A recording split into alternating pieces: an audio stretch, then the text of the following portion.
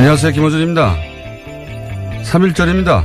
오늘 여러 3.1절 행사가 있습니다. 그중 가장 기이한 행사가 일부 대형교회가 주도하는 개헌 반대 집회입니다. 대체 왜 교회가 개헌을 반대하고 나섰느냐?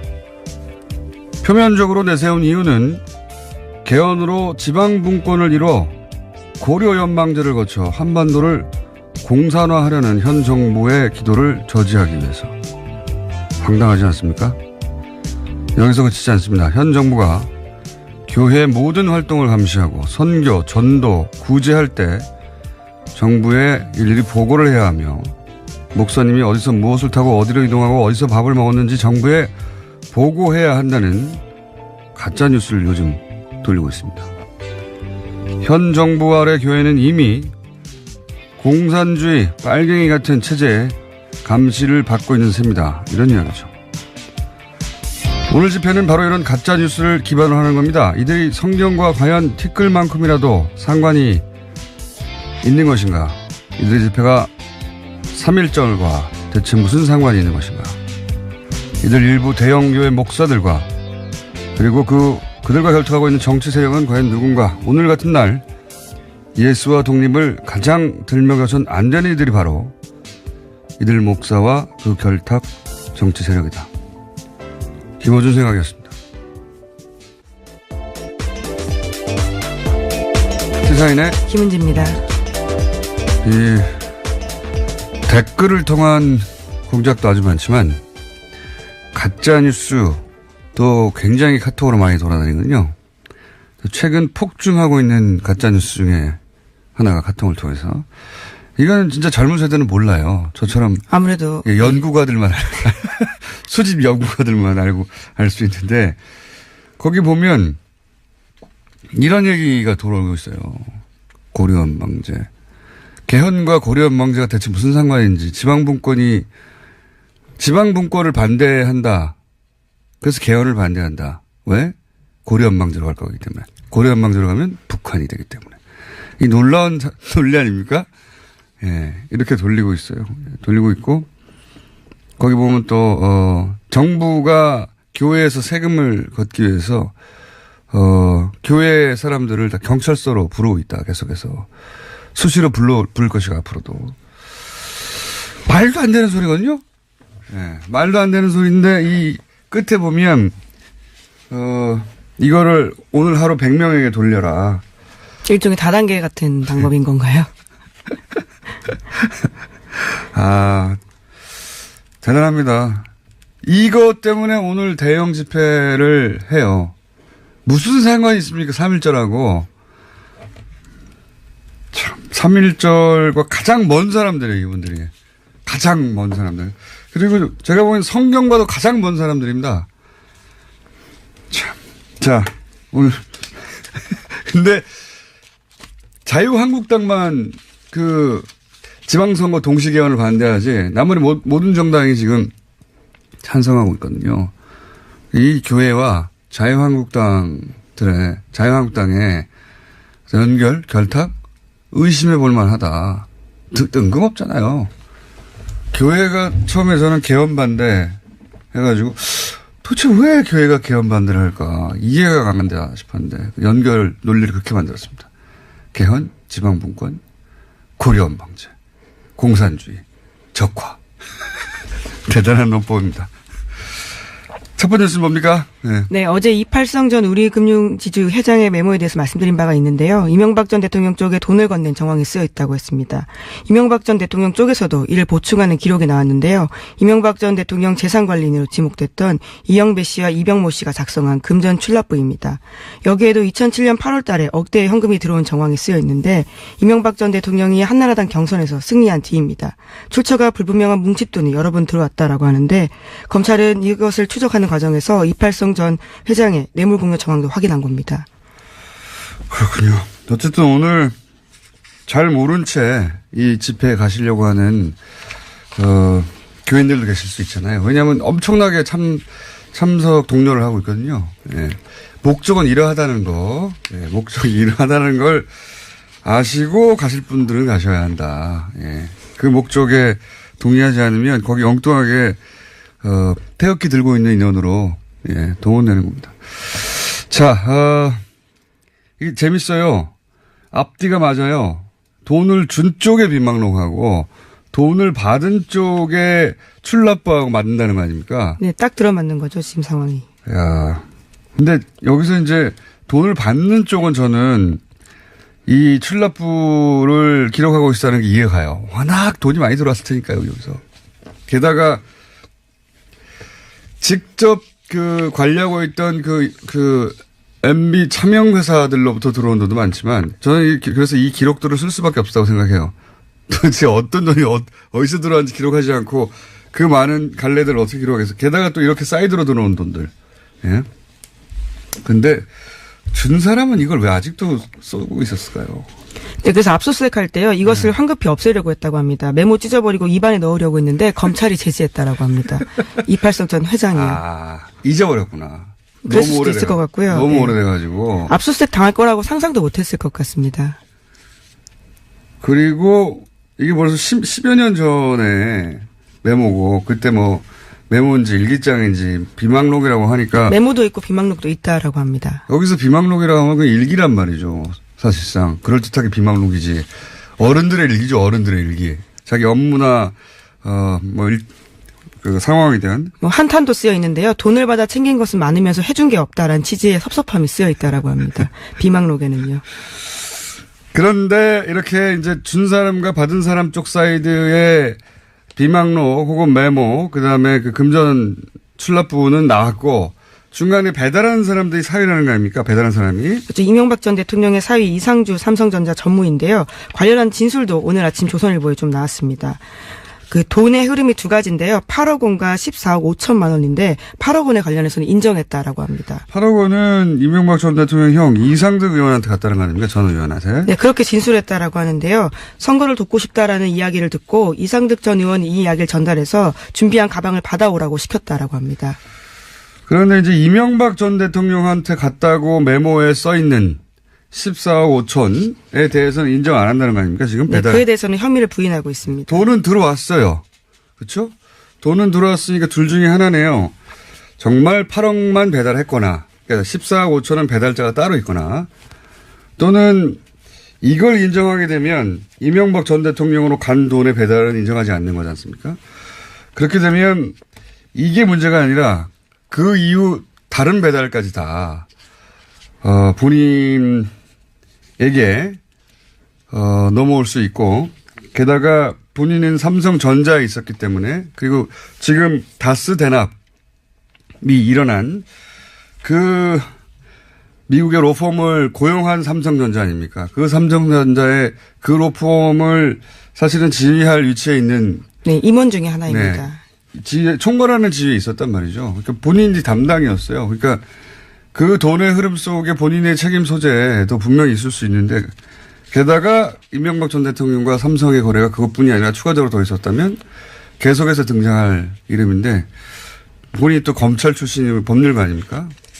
어딘가에 선을 그어야 되겠다 싶었던 것 같아요. 근데 어쨌든 일단 이미 돈 배달의 통로가 된 것까지, 그게 이상득이든 MB든 SD든 MB든 그건 드러난 거죠, 이제. 예. 네, 그래서 대질하자라고 검찰이 제안했는데 이에 대해서 받아들이지 않았다라고 합니다. 받아들일 수 없겠죠. 예. 여기서 저는 주목한 대목이 이겁니다. 이팔성 전 회장, 모르는 사람이 아닌 거예요, 현재. 동문으로 알려져 있고, 그런데 제가 10년, 근데 이 사람한테도 14억 5천이라고 하는, 이 사람에게도, 예, 14억 5천이라고 하는 인사와 관련된 14억 5천 작은 돈이 아니에요. 네, 그렇죠. 예. 지인인데도 받는 거잖아요. 예? 얼마나 클리어합니까? 사적 관계와 이 돈 거래가 얼마나 완전히 분리되는 거예요. 제가 10년 이상 지켜본 이명박 전 대통령의, 뭐랄까요. 사람 관계는 전부 돈의 관점에서 봐야지 이해가 됩니다. 마음은 뭘로 표현해요? 돈으로 표현하는 겁니다. 이분은. 네, 그것도 2007년 대선 과정에서 준 돈이 있다고 하는데요. 그것이 부족했던지 인사청탁이 들어지지 않았다라는 식의 이야기도 나오고 있습니다. 그 이야기는 이분이 이제 잘못 이해한 거예요. 내가 동문이고 또 지인인데 뭐 14억 이 정도 좀 가면 뭐 자리 좀 오지 않겠나. 예, 처음엔 8억이었습니다. 예. 뭐 결과적으로 14억 예. 얼마. 나중에 또 14억 5천만 원이 가고요. 네. 예. 총 이쪽 형제한테 보낸 게 22억이 넘잖아요. 22억이 어디 작은 돈입니까? 22억을 움직일 만한 돈이 있는 분인 거죠. 근데 이제 본인이 원하는 자리 못 갔어요. 불만도 많이 써 있었다는 거 아니에요. 그랬다는 것은 더 많이 준 사람이 있었다는 겁니다. 그렇게 생각해야 되는 거예요. 마음은 돈으로 표현한 분입니다. 돈으로 표현한 마음만큼만 받아들이는 것이 이명박 전 대통령이에요. 예. 그러니까 이분 하나가 아니다. 제가 보기에는 절대. 마음은 돈으로 표현된 것만큼만 받아들이는 그렇게. 네, 그래서 대왕록을 보면요. 당시에 2008년 초에 이명박 전 대통령을 원망하는 대목이 꽤 나온다라고 합니다. 그때만 하더라도 여러 차례 이름이 올랐는데 다 낙하산 논란으로 전문성이 떨어진다는 이유로 낙마했었거든요. 자, 더 많은 돈을 받은 사람들이 있을 겁니다. 네. 그러니까 이 주요 보직에 간 사람들을 있잖습니까? 그때 당시에 금융기관에 주요 보직에 간 사람들. 네, 당시 4대 천왕이라고 해서도 낙하산 논란이 있었습니다. 김승리, 어윤대 그리고 강만수 이렇게 있었습니다. 그러니까 아는 사람이었으니까 이런 건 없겠지. 라고 생각하면 오산입니다. 다 있었을 것이다. 다. 예. 제가 봐온 이명박 전 대통령은 그렇게 공과 사를 엄격하게 구분하시는 분입니다. 네. 자, 다음 뉴스는 뭡니까? 네, 삼성이 대납한 다스 소송비가 알려진 40억 원 말고도 더 있다라는 보도를요. 어제 저녁 SBS가 했습니다. 애초 알려진 금액보다 20억 원 더 많다라는 단서를 검찰이 확보했다라는 건데요. 어제는 이와 관련해서 삼성그룹의 재무 책임자였던 최도석 전 삼성카드 부회장을 소환했습니다. 자, 삼성은 여기서 싸게 싼 티켓 끊고 이제 빨리 가고 싶겠지만 이제 시작이라고 저는 봅니다. 이제 시작. 삼성 관련해서는 계속 나올 것이다.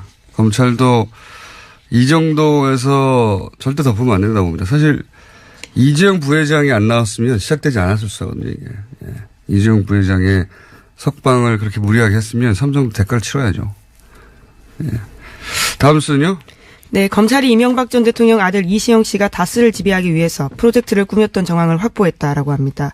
서울중앙지검 첨단범죄수사 1부에서 확보한 문서인데요. 서울 서초구 영포빌딩 압수수색 과정에서 프로젝트 J라는 이름이 붙여진 문건을 확보했다라고 합니다. 이 문건에 따르면요. 2010년 하반기 이상은 다스 회장 지분을 이시영 씨에게 옮겨서 다스를 사실상 이시영 씨가 보유하게 한다라는 내용이 담겨 있습니다. 프로젝트 J가 아니고 Z. 아, 그렇죠. 예, Z입니다. 예. 알파벳 끝. 예. 예. 여기서 끝내자 이런 얘기겠죠. 예. 아들한테 건네주고 끝내자 이런 얘기겠죠. 아마도 여기 핵심이 이 프로젝트가 그러니까 이명박 전 대통령의 형 이 회장과 예, 이상은 다스 회장. 이상은 회장과 그 아들 이동영 부사장은 모르게 이 프로젝트를 진행했다는 거 아닙니까? 그러니까 어쨌든 지금 명부상 실소유주는 아니지만 명부상 소유주로 되어 있기 때문에 이걸 알면 명부상 소유주라는 걸 이용해 가지고 예 뭔가 요구를 크게 할 수 있다. 이것도 더 돈을 아끼려고 그러는 거예요. 그래서 이제 형과 그 아들이 돈을 많이 요구할 수 있으니까 그걸 몰래 진행해 가지고 회사를 아들에게 넘겨주려고 했던, 예, 꼼꼼한 우리 이명박 전 대통령의 프로젝트 Z가 있었다. 네, 이에 대해서 공모한 강경호 사장과 정학용 부사장도 사실을 이에 대해서 확인했다라고 하고요. 또 이시영 씨도 관련해서 자신과 관련된 혐의는 모두 부인했었는데 이 사실만은 부인하지 못했다라고 합니다. 그렇겠죠. 어떻게 부인합니까? 서류가 나왔는데 문서가 프로젝트 Z라고 이름 써가지고. 자, 다음 수는요. 네, 김관진 전 국방부 장관이 2009년 로키드 마틴 등 미국 방산업체 로비회사 직원으로부터 돈을 받은 사실이 국군 기무사령부 문서로 드러났습니다. 김관진 전 장관이 미국 워싱턴에서 방문 연구원을 잇던 2009년 8월인데요. 당시에 작성된 군 기무사 보고서입니다. 재미교포 권모 씨가 김 전 장관에게 우리 돈으로 1억 원을 전달한 로비 정황을 포착했다라는 내용인데요. 이 돈은 리빙스턴 그룹이라는 회사를 통해서 전달됐다라고 쓰여 있습니다. 리빙스턴은 로키드 마틴과 같은 방산업체 이권을 대변하는 회사입니다.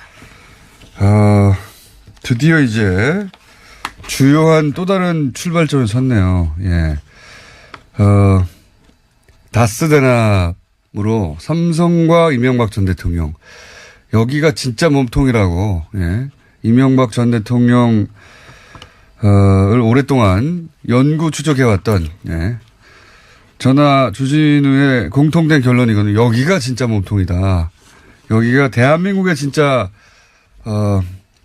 헌정사상 가장 강력한, 종합비리가 여기서 터져나올 것이다. 생각했는데, 그게 출발점에 섰다고 보고, 검찰 할 일 너무 많네요, 이거. 몇 년 해야 될 것 같은데. 또 하나가, 방산비리. 그렇죠. 예, 방산비리. 최근 몇 년간의 방산비리의 정점에 서 있다고 계속 거론됐던 분 중에 하나가 김관진 전 장관이거든요. 이분을, 말도 안 되게 석방시킨 신광열, 맞죠? 네, 신광열 수석 부장판사입니다. 네, 신광열 수석 부장판사님. 정말 말도 안 되게 석방시킨 신광열 수석 부장판사님은 이 김관진 전 국방장관의 뉴스가 나올 때부터 같이 거론하기로 저는 하겠습니다. 그에 대한 책임도 지셔야죠. 예, 물론 그때는 댓글과 관련된 혐의이긴 했는데요. 이번에 네. 추가로 혐의가 나온 겁니다. 어쨌든 이분이 그 안에서 수사를 받았으면 진작 나왔을 얘기가 지금에서 지금, 그리고 안 나올 수도 있었어요, 제대로. 왜냐하면 김관진 전 장관이 로키드 마틴 장학생이었다는 얘기는 정말 오래전부터 있었던 얘기입니다. 굉장히 구체적이었어요. 그러니까, 미국에 가 있었단 말이죠, 당시에. 예, 9년입니다. 8년입니까, 9년입니까? 예, 합참 의장을 끝내고요. 미국의 예. 방문연구원으로 갔습니다. 그때 가 있을 때 1년인가 가 있었을 거예요. 네, 그리고 나서 국방부 장관이 되거든요. 그렇죠. 예, 이명박 정부의 국방부 장관, 이 되죠. 네, 4년이나 했습니다. 그리고 나서 또 박근혜 정부로 계속 이어져 가지고 군 라인의 최고 정점까지. 네, 나중에 청와대 국가안보실장까지 네. 하고요. 근데 이제 그때 뭐 밥값, 아파트값, 뭐 골프, 일책 모든 비용을 다 돈을 대줬는데 그 돈을 대준 회사가 바로 로키드 마틴이다. 예. 네, 로키드 마틴과 관련되어 있는 회사라고 아직까지 나와 있는 상황인데요. 네. 그 끝에는 로키드 마틴이 있을 거라고 보이긴 합니다. 그렇죠. 그 앞에 예. 껴있는 로비 업체는 로비 업체가 누군가를 대행하는 거지 자기들이 자기 이익을 챙기는 게 아니거든요. 그 뒤에 로키드 마틴이 있다. 로키드 마틴은 여기서는 이제 뭐 굴지에 KBS는 방산업체라고 했는데 굴지가 아니고요. 끝판왕입니다. 끝판왕. 예. 끝판왕이고 로키드 마틴은 미국 본토에 있는 그 50개 주 전부를 다 후원합니다. 예. 그래서 왜냐하면 이 로키드 마틴의 방식인데 회사를 예를 들어서 보통 한두 주, 서너 주, 본사가 한 주에 있다면 그렇게 하잖아요. 로키드 마틴의 방식은 모든 주에 다 지사를 둔다는 거예요. 50개 중에 47개인가 8개인가의 지사가 있어요. 다. 그리고 그런 식으로 해서 그 주의 모든 정치인과 엮이게 만드는 로키드만의 방식입니다. 그렇게 해서 미 의회를 장악하는 거죠. 예. 지난 10년간 무기 수입 1위. 예. 국가가 우리나라였는데 로키드 마틴이 놔뒀을 리가 없죠. 이 사람을. 그래서 1억 이야기는 끊임없이 나왔는데 이제 다시 이게 공식적으로 거론을 못했어요. 네. 기무사 사령부 문건으로 나온 거라서요. 군 기무사는 군의 국정과 같은 기능을 하고 있는 곳입니다. 그렇기 때문에 문서와 관련해서는 굉장히 공신력이 있다고 볼 수 있고요.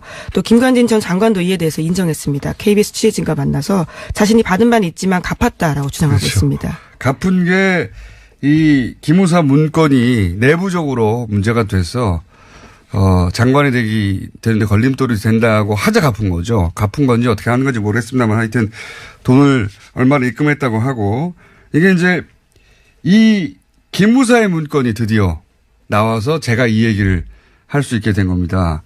이건 오래된 얘기예요. 예, 오래된 얘기고 그래서 로키드 마틴과 최순실과 사드 배치 직전에 만나고 하는 얘기가 그래서 연결돼서 나온 거거든요. 예. 연결고리가 있다. 이거 굉장히 굵직한 덩어리가 또 이제 시작되는 기점에 서 있다. 예, 그렇게 봅니다. 삼성과 함께 방산비리 역시 대단한 복마전의 영역이죠. 예. 김서 문건이 나왔다. 석방시킨 수석 부장판사 성함이 어떻게 된다고 그러죠? 네, 신광열 부장판사입니다. 다음 뉴스는요?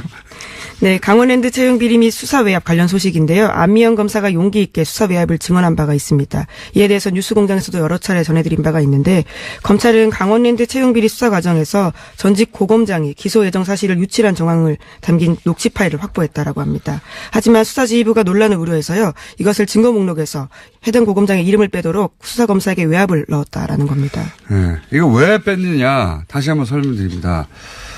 거기에 현 법사위원장인 권성동 자유한국당 의원과 그리고 이 채용 비리의 현장의 몸통이죠. 청탁자가 아니라 채용을 시켜준 최흥집 전 강원랜드 사장 변호인과 100차례 이상 통화했다는 겁니다. 100차례 이상. 예.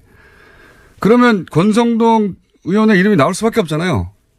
그것도 그 통화가 대포폰으로 그 통화 내용 중에 보면 또 권성동 의원의 이름이 계속 나옵니다. 거기 보면은, 이 사건이 이제 계속 진행이 되니까, 예, 이에 대해서 물어봤냐라는 식의 그렇죠. 확인을 서로 하고 있습니다. 그다음에 뭐 춘천지검 통해서 세게 챙겨야 한다. 뭐 권성동 의원에게도 세게 챙겨달라고 했다. 뭐 이런 거. 이런 이름이 계속 나와요. 어떻게, 권성동 의원에게 묻지 않을 수가 있습니까? 관련이 있냐 없냐고. 게다가 그 청탁, 최홍집 그 전 강원랜드 사장 시절에 청탁자 명단에 그 인사 담당자가 작성한 문건에 권성동 이름이 써 있고 그 사람들이 누구의 청탁으로 들어왔는지 헷갈리니까 써놨다는 거 아니에요. 네, 굉장히 긴 내용의 엑셀 파일이 있습니다. 예. 거기에 또 이름이 등장합니다. 네, 권성동 의원뿐만이 아니라 많은 사람들이 있는데요. 거기에 빠지지 않고 등장하는 거죠. 그렇죠. 근데 이 파일을 빼라고 했다는 거죠, 지금. 증거 목록에서 빼라고 네. 했다는 거죠. 증거 목록에서 빼면 재판장에서 다뤄질 수가 없죠. 예. 다뤄질 수가 없으니까. 게다가 그걸 이제 안미연 검사가 폭로한 것이다. 예. 굉장히 중요한 일을 했죠. 예. 자, 마지막으로 저희가 3일짜리에서 좀 여유 있게 움직였는데 마지막으로 동계올림픽 이후 패럴림픽도 사실은 북미 접촉의 기회로 삼을 수 있다. 이런 얘기가 나오죠. 네, 왜냐하면 트럼프 대통령이요 중량급 인사를 고위급 대표로 파견합니다. 커스텐 닐슨 국토안보부 장관인데요. 국토안보부 장관입니다. 대북 정책을 결정하는 국가안보회의의 필수 참석자이기 때문에 굉장히 주목되고 있습니다. 며칠 전부터 발음 한번 세더니 혹시 그 발음 생긴 매력 있다는 얘기 들었어요? 아니 죄송합니다. 계속 일부러 세는 거 아니에요? 아니, 국토안보부 장관. 예. 그러니까 미국하고 북한하고 어디서 만나든 사실은 눈에 띄게 되어 있고, 예. 그리고 한국 없이 만났을 때 직접, 조율하기 힘든 지점들이 많잖아요. 근데 한국이 그 한가운데서 이런 올림픽과 패럴림픽을 계기로 자연스럽게, 만날 자리를 만들어서 계속해서 활용하고 있는 거죠. 굉장히 잘하고 있다고 봅니다. 굉장히. 네, 스포츠와 관계없는 인물을요, 고위급 인사로 또 보낸 겁니다. 패럴림픽 때 이런 사람들이 왜 옵니까? 예, 올 이유가 없어요. 네, 물론 북한은 현재까지는 선수들과 체육계 인사만 보낸다라고 하고 있는데요. 고위급 대표단을 막판에 파견할 가능성을 배제할 수 없는 상황입니다. 폐막식 때도 폐막식 때도 폐막식에 참석하는 통일관계, 남북관계 인원만 보낸다고 했는데 실제로는 그 속에 대미관계, 북한의 북미관계죠. 예, 북미관계 전문가가 왔지 않습니까? 그 안에 담겨서 그리고 공식 일정에 한 번도 안 나타나고 어디서 뭘 했는지 모르는 사람이 있었지 않습니까? 마찬가지로 그렇게 처리하지 않겠는가. 꽤 많은 우리가 모르는 상태에서 일들이 진행이 되고 있다는 낌새를 강하게. 예. 오늘 여기까지 하겠습니다. 시사인의 김은지였습니다. 감사합니다. 러브스토리의 주제가 이러고 있습니다. 네. 사랑이 넘쳐나는 시간입니다. 싸우다가 꼭 정들기 바라고 두 분. 더불어민주당 송영길 의원 나오셨습니다. 네, 안녕하세요. 네, 자유한국당 나경원 의원 나오셨습니다. 네, 안녕하십니까? 안녕하세요. 네.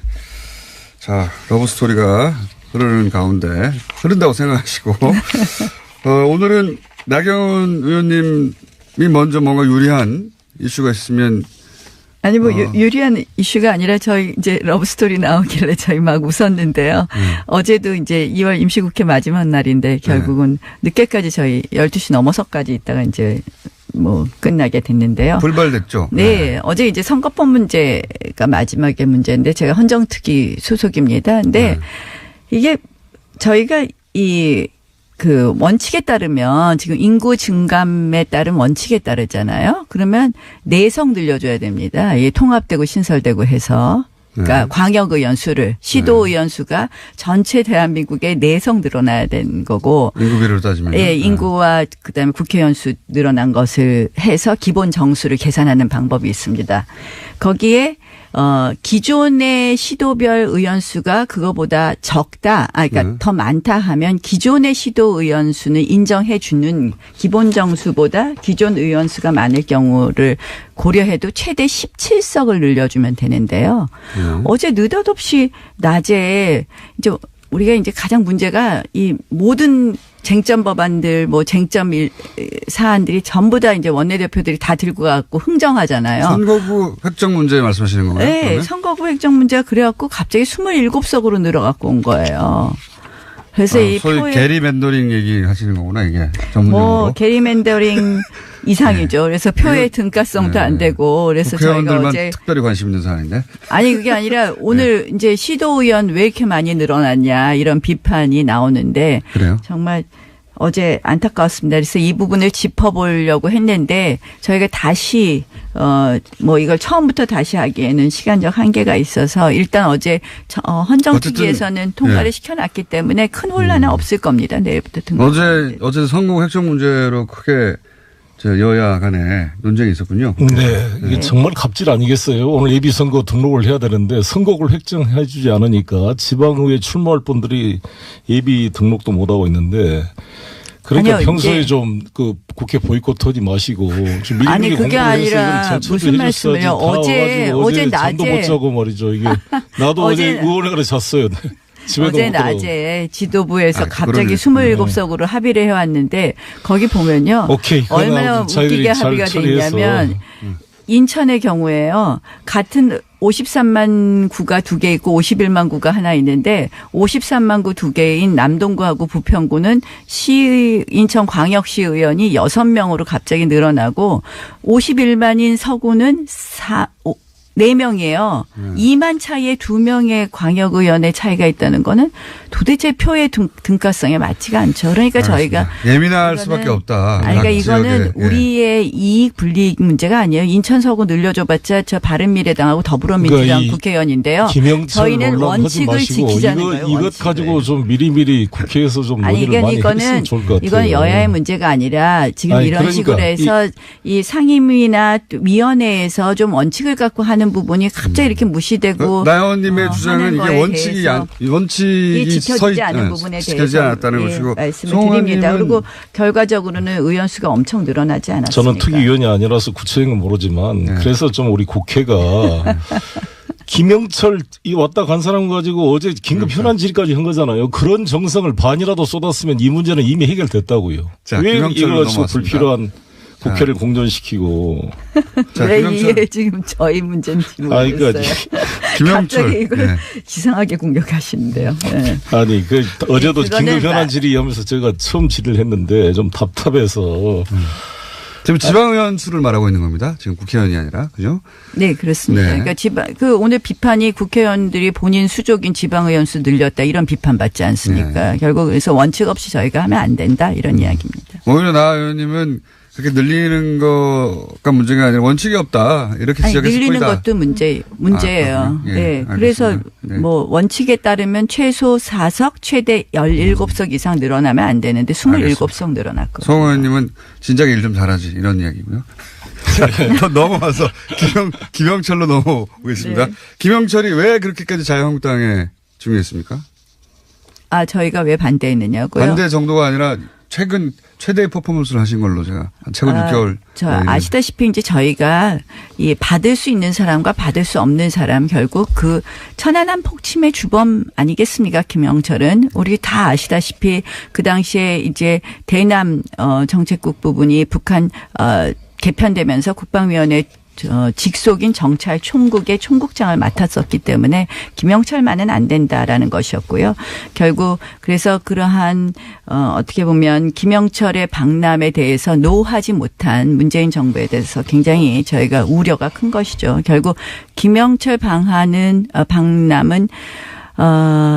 국민 여론의 역풍을 가져왔다고 봅니다. 그랬기 때문에 결국 처음에는 청와대가 뭐 폐막식 다음날 하루 종일 비어 있다 해서 청와대에 올 것 같이 이야기했다가 결국 청와대에서는 만나지 못하고 폐막식장에서 문재인 대통령이 만나신 거 보면요.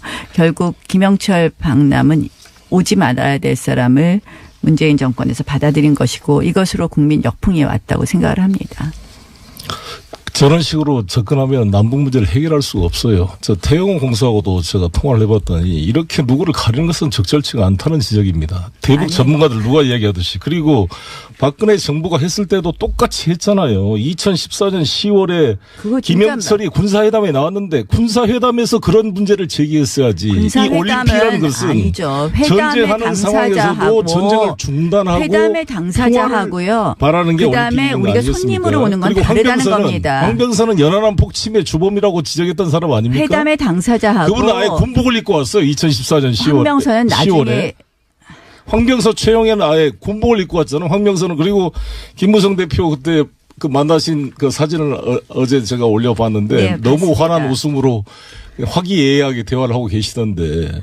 황병선 이제 김정은이 들어온 후에 이제 등장한 사람이고요. 저희는 이렇게 생각해요. 황병서와 지금 최용이라는 사람은요. 현재 넘버 2입니다. 현재는 최현의 넘버 아들일 2죠. 뿐만 아니라 김정일, 김일성 3대1에서 충성을 한 최핵심인데 이런 사람이 실제 결국 지시 국민 없이 여론 역풍으로 인해서 김영철이 도발이 왔다 갔는데 가능하겠습니까? 깜깜이 방문을 했어요. 전혀 지금 목소리도 내놓지 못하고 사진 한 장 내놓지 못하고 있습니다. 이거 잘했다고 생각하면 그렇게 하겠습니까? 그리고 나서 김영철의 방남에 대해서 미국과도 상에서 결국은 왔다는 거 천안함 아닙니까? 폭침의 주범이 아니다를 넘어서 주범이라고 단정할 수 없다를 넘어서 마치 북한 소행마저도 이 부인하는 것 같은 느낌이 드는 거예요. 결국 저는 이 정부가 원칙을 갖고 북한 문제를 접근하지 않으면 안 된다는 거죠. 저는 김영철을 대화의 그 만남을 중계하는 게 의미가 있었다고 생각합니다. 남북이 잠깐만요. 오늘 사우트가 너무 구분이 안 돼가지고 웬만하면 특별히 또 중요한 성과가 미국과의 대화 용이 있다는 걸 밝힌 것은 의미가 있는 거 아니겠어요? 대화 용의 대화가요. 내용이 다릅니다. 대통령께서도 비핵화 문제를 언급을 했어요. 의원님. 저기 북한이 비핵화 대화 얘기하는 것 같습니까? 자, 미국이요. 어제 마크 네퍼 시작하는 겁니다. 아니, 말씀 잘 들어보세요. 오늘은 너무 대화의 같이 해야 되는 거예요. 아니, 대화의 의미가 북한에 대해서 다르다는 핵 선제 거예요. 공격을 하지 않겠다는 약속을 같이 해줘야 됩니다. 자, 잠깐만요. 잘 들어보세요. 같이 논의가 시작되는 겁니다. 북한은 자신이 핵 일단 보유국을 나 의원님 발언하십시오. 먼저. 아니, 그러니까 대화의 의미가 다른 겁니다. 핵심이 뭡니까 여기서? 아니 그런 것도 만나서 이야기를 해야 될 거 아니겠어요. 만나서 이야기를 해야 안 말리는데 오늘은 정말 말리는. 왜 아무것도 발표하지 못합니까? 유의미한 합의가 없거나 발표했잖아요. 아니면 발표하면 역풍날 것밖에 없는 아니 미국과 대화 용이했다는 걸 발표했잖아요. 그거는 아니죠. 자, 그럼 여기서 대화가 뭐가 다르냐면 제가 설명드릴게요. 두 분의 대화가 들리지가 않기 때문에. 예. 북한은 자신을 핵 보유국으로 인정한 상태에서 핵군축 대화를 하자는 거예요. 거기서 핵심은. 미국은 비핵화 대화 아니면 안 하겠다는 겁니다. 미국이 김영철 돌아간 다음에 어제 마크 네퍼 대리대사가 바로 기자간담회 했어요. 왜 했겠습니까? 우리는 비핵화라는 원칙. 김영철 이야기하지 않습니까? 김영철은 깜깜이 방남을 했고 그다음에 결국 김영철 방남의 결과는 저는 아까 김영철 방남 자체가 국민 여론의 역풍을 가져왔고 김영철 방남의 결과는 미국 등 국제사회의 역풍을 가져올 것이다. 대화를 이야기하지만 대화가 지금 달라요. 이쪽은 핵 국가를 인정하는 거에서 군축하자는 거고 이쪽은 비핵화를 전제로 하자는 거예요. 이 갭을 어떻게 메꿀 것이냐. 지금 문재인 제 정부가 답변을 기회 주세요. 자, 지금 전혀 다른 대화를 얘기하고 알겠습니다. 있어요. 자, 이제 짧게 요약하면 첫째, 깜깜이 박람했다. 둘째, 역풍이 국내외적으로 불게 되어 있다. 이런 인사의 박람은. 셋째, 이쪽은 비핵화, 이쪽은 군축을 얘기하고 있다. 서로 완전히 다른 얘기하고 있다. 여기까지입니다. 네. 네. 아무튼 전 국민들이 그날 영미를 외치면서 금메달을 정말 바라고 있을 때 왜 영철을 외치고 있었는지 저는 이해가 안 되는데 일단 우리 나경원 의원이 말씀한 대로 북한의 의도는 핵을 가능한 인정받고 핵 동결을 하면서 평화협상으로 가고 싶은 생각이 있겠죠. 그걸 부정한 게 아닙니다. 미국 역시 비핵화가 아니면 대화하지 않겠다 그랬습니다. 서로 간의 입장 차이가 크기 때문에 이것을 중개해서 대화를 해서 문제를 풀어보려는 거 아닙니까? 그래서 문재인 대통령의 이런 정말 온 힘을 다한 노력으로 미국도 약간 양보를 했어요. 프리리머러리 토크를 하겠다. 즉 예비적 대화, 탐색적 대화를 하겠다는 것까지 끌어낸 겁니다. 이것은 성과고요. 북도 지난번에는 비핵화를 이야기만 하면 회담장을 박차고 나가겠다 그랬어요. 근데 이번에 우리가 조심스럽게 접근해서 핵심적인 문제를 풀자 그러다가 비핵화 문제까지 이번에 제기를 한 겁니다. 자, 진지하게 경청한 겁니다. 그리고 미국과 대화 용의가 있다는 말까지 나온 거잖아요. 이것을 긍정적으로 보고 발전시켜갈 생각을 해야지. 아니 서로 생각이 다르니까 대화를 하는 거지 똑같은 입장이면 무슨 대화의 필요가 있습니까? 대화의 목표가 다르기 때문에 안 된다는 목표를 것이고요. 중지하고 만들어내지 않으면 전쟁으로 가자는 것입니까? 이 한반도에 지금 서로 간에 부딪히는 치킨 게임을 하고 있는데. 대화를 하지 말자는 거 아니에요. 미국과 대화, 남북 간의 대화를 하긴 해야 되겠죠. 그런데 그렇죠. 지금 원칙이 전혀 다른데 문재인 정부가 운전대에 앉았다고 하면서 억지로 이 둘이 대화할 수 있는 조건을 잘못 만들면 뭘 잘못 만들어요? 저는 지금 잘 만들어가고 있잖아요. 가장 큰 문제가 뭐냐. 결국 미국한테만 안심시킬 수 있는 비핵화 대화가 아니죠. 결국 핵 동결 수준에서 대화를 마무리했을 때 그 핵은 그렇게 하지도 한국에서는 왜 이렇게 전제하고 말씀하세요? 지금 그렇게 의도가 읽어진다니까요. 아니 논의를 해가고 있잖아요.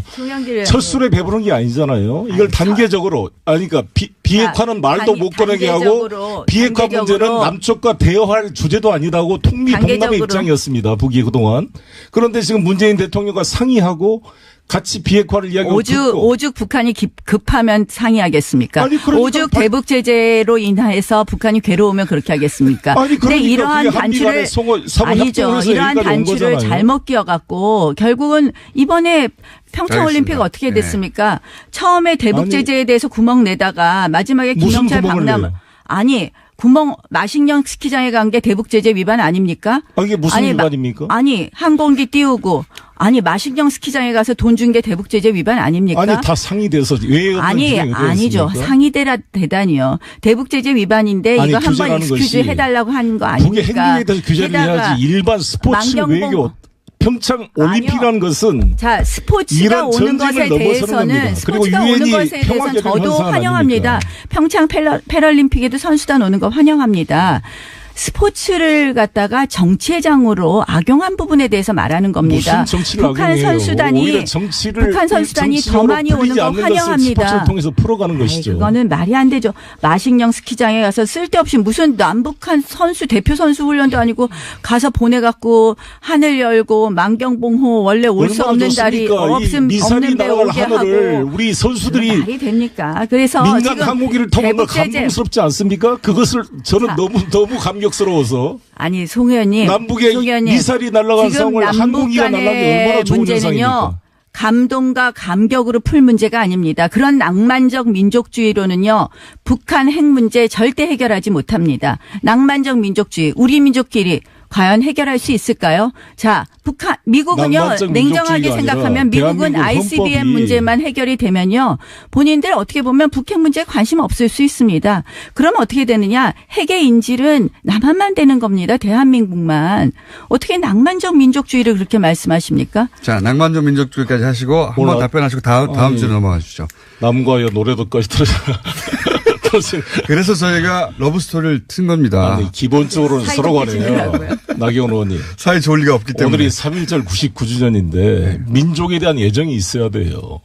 우리 헌법이 정의, 인도, 동포로서 민족의 단결을 공고히 할 것을 명하고 있습니다. 자, 민족의 단결을 공고히 해야죠. 그런데 그러면 자유민주주의 체제가 아닌 단결도 좋습니까? 민족애가 있으면 북한 인권 이야기하십시오. 북한 인권 왜 이야기 안 합니까? 인권은 대한민국에서 인권 파리는 맨날 민주당이 인권은 본인들 본인들 이 무슨 아젠다인 것처럼 얘기하면서 북한 인권은 왜 얘기 안 합니까? 북한 인권법 통과된 지 1년 반이 넘었는데 제가 외통위 시절에 위원장 시절에 통과했어요. 민주당이요 추천을 안 해요. 추천을. 말할 기회를 좀 주세요. 계속 떠들면서 말할 기회가 아니라 제가 지금 민족의 얘기해서 너무 화가 그렇게 말하신 분이 북한 어린이들이 굶어 죽어가고 있는 것에 대해서 왜 이렇게 인도적 지원도 반대하고 있습니까? 인도적 지원 반대하지 않습니다. 반대하고 있어요. 지금 실제로 무슨 상황이. 말씀을요? 모든 걸 반대하고 있는 거 아니겠습니까? 아니 그렇게 얘기하지 그렇게 마십시오. 북한 인권이 그렇게 얘기하지 마십시오. 그렇게 호도하지 마십시오. 인도적 지원. 아니 아이들에게 우유도 주지 못하게 하고. 아니 인도적 언제 지원도 반대했습니까? 인도적 지원 반대하지 않았습니다. 자, 의원님하고 좀 다르신 것 같은데. 자, 아니 송 의원님 인도적 지원 저희 해줘야 지금 됩니다. 지금 3만 탈북자들이 그런데 방치되고 있어요. 그렇게 인권을 북한 인권을 말하던 새누리당 정권에서 우리 탈북자들이 지금 어떻게 살고 있는지 아십니까? 3만 명의 탈북자 인권 탈북자들이. 문제 제대로 챙기자고요. 우리가 여야가 같이 해서. 자, 제가 언제 반대했습니까? 두 분이 근데 진짜로 화가 나셨기 때문에 앞으로 저희가 중간중간에 러브스토리 3초 버전을 틀어드려야 되겠습니다. 올라갈 때는. 한 가지, 이제 지방선거로 넘어가니까요. 남북 문제는 충분히 말씀하신 것 같습니다. 제가 이 3.1운동 99주년인데 우리 나경원 의원께서 1948년 8월 15일을 건국으로 대한민국 건국으로 인정하지 않는 사람은 대한민국 정통성을 부정한 사람이다. 이렇게 말씀을 했던데 지금도 그런 견해를 가지고 계십니까? 이제 그거는 아니 역사학자의 3.1운동으로 논의가 있는 거예요, 대한민국 지금. 정부가 건국된 걸 인정하지 않습니까? 지금도? 아니 3.1운동 남북 대한민국 문제는 아니니까 들어보겠습니다. 임시정부가 수립된 것이죠. 대한민국 정부가 수립됐죠. 건국됐다고 이승만 대통령이 지적을 했어요. 그리고 국회 롯데타운에 가서 이게 문제가 되는지 재헌헌법 아세요? 동판을 보신 적 있습니까? 1919년하고 1948년 왜 이게 문제되는 것인지 아십니까? 결국 이 1919년부터 했을 때 북한의 정통성 문제, 대한민국의 정통성 문제하고 연결이 되는 겁니다. 그래서 여기에서는 역사학자들의 아주 무슨 소리예요? 우리 3.1운동은 우리 강명한 민족주의 계열이 주도해서 만든 운동이고 3.1운동을 통해서 대한민국 정부가 건립됐다. 그래야 대한민국 정통성이 유지되고 북에 대해서 우월성을 갖는 거 아니겠습니까? 아니죠. 아니 그리고 롯텐다고 이렇게 나와 있어요.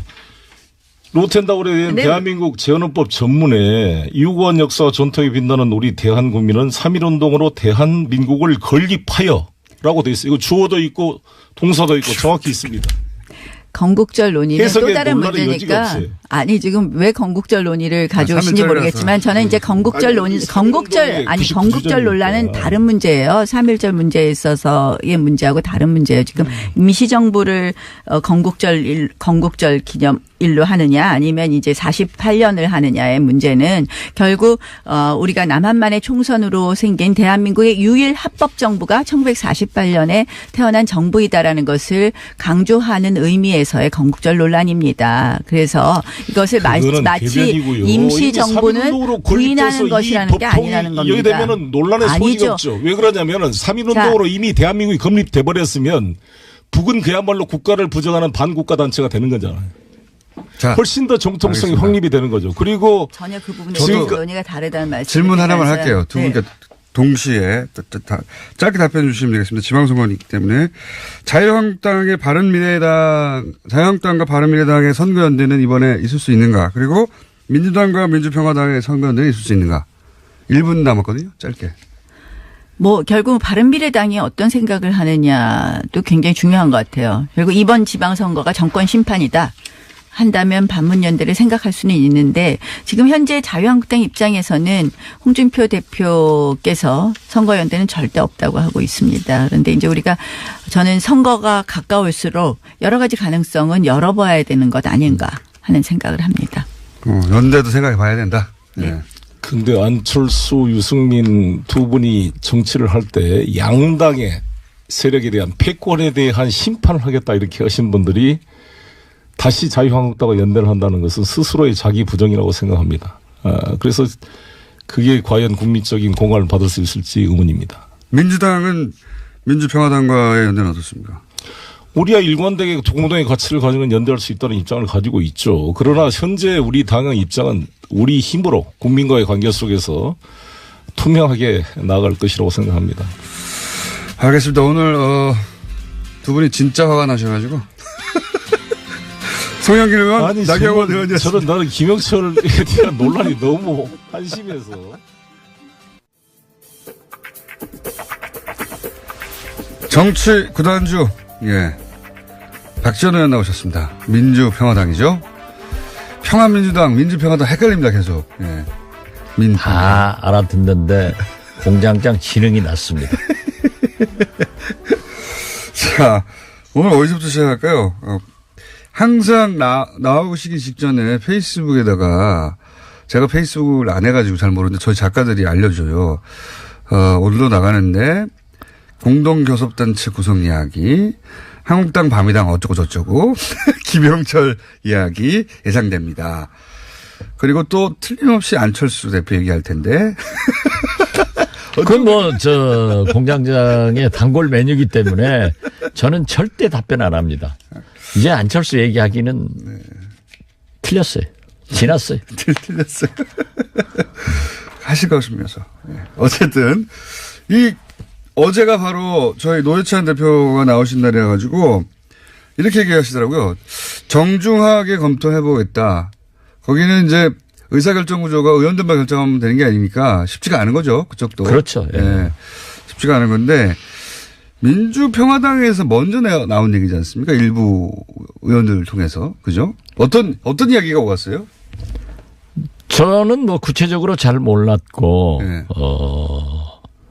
정동영 의원이 저한테 찾아와서 그러한 얘기를 했습니다.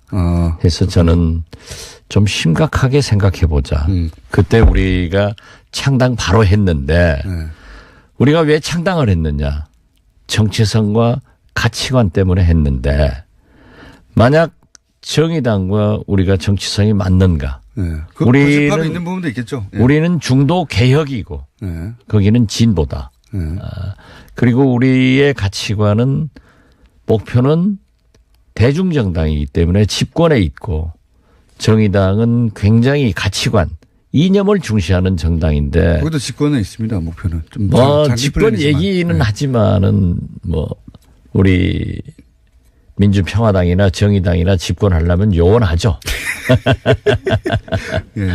그래서 여러 가지 얘기를 했는데 이제 결론적으로 보면은 우리 당 의원들은 원내 교섭단체가 아니니까 굉장히 국회 그렇죠. 의정 활동하는데 서러움을 받아요. 원내 교섭단체가 되는 것이 왜 중요한지 일반인들에게 좀 설명해 주십시오. 간단하게. 잘 모르거든요. 국회의원 안 해보면. 첫째는 모든 의사 일정의 결정은 원내 대표 간에 합의가 돼야 됩니다. 그러니까요. 그러니까 그 논의의 대상에 못 들어가고. 그래서 국회 운영에 전혀 참여의 길이 없는 거예요. 그러니까 모르는 채 일정이 끌려다녀야 되는 그렇죠. 거죠. 모르는 채 전혀. 그리고 또 상임위 본위로 국회가 운영되는데 상임위에서 원내 교섭단체 대표들만 간사로 참여한단 말이에요. 그러니까 17개 상임위에서 전혀 상임위 할 때도 관계가 안 돼요. 그러니까 주제도 정할 수 없고 일정도 정할 수 없고. 맨 처음에 정의당과 우리 민주평화당의 공동교섭단체 구성할 때 그렇게 하면은 국고보조가 연 51억이 더 나옵니다. 만약에 그런 교섭단체가 되면. 그렇기 때문에 지금 각 정당의 재정이 아주 어려우니까 우리가 국고보조도 받을 수 있고 그렇게 국회 운영도 할 수 있다. 운영도 참여할 수 있다. 그래서 제가 한 얘기는 그거예요. 우리가 당당해야지. 과거 정치가 아니다.